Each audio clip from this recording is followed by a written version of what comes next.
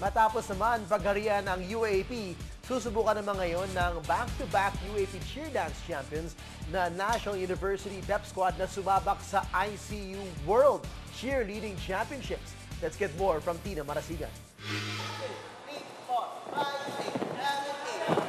All out, all heart.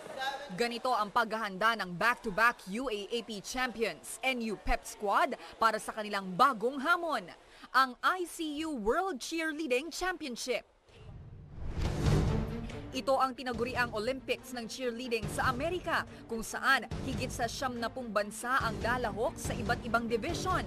Kasama na dito ang Pilipinas na lalaban sa Level 5 Co-Ed Elite Division. Ayon sa head coach ng NU Pep Squad na si Gika Bernabe, malaking karangalan ang i-represent ang bansa at mag-perform sa world stage. We focus din sa mga stands kasi mas marami kaming pinasok na stands ngayon, and yung pyramid namin hindi siya ganun kataas, pero magkakaroon ng labanan talaga when it comes to transition. Siguro makikita natin na yung enjoyment ng mga bata while doing the routine. Matindi at mas teknikal ang inaasahang kompetisyon ng mga cheerleading teams mula sa iba't ibang bansa sa ICU WCC 2015.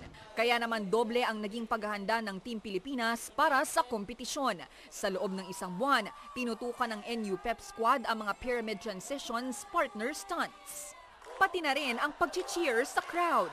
Sa kanilang hinahandang routine, gusto nilang ipakita na may ibubuga ang Pinoy cheerleaders at umaasa silang makikilala rin ang mga Pinoy sa sport na ito. This time po makikita nila yung puso ng Pinoy cheerleader, so makikita nila yung kung paano mag-perform yung isang Pinoy sa world competition.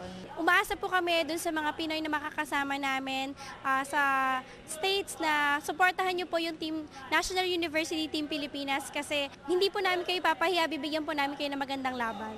Gaganapin ang ICU World Cheerleading Championship sa darating na April 24 sa Disney World Orlando, Florida. Tina Marasigan, ABS-CBN News.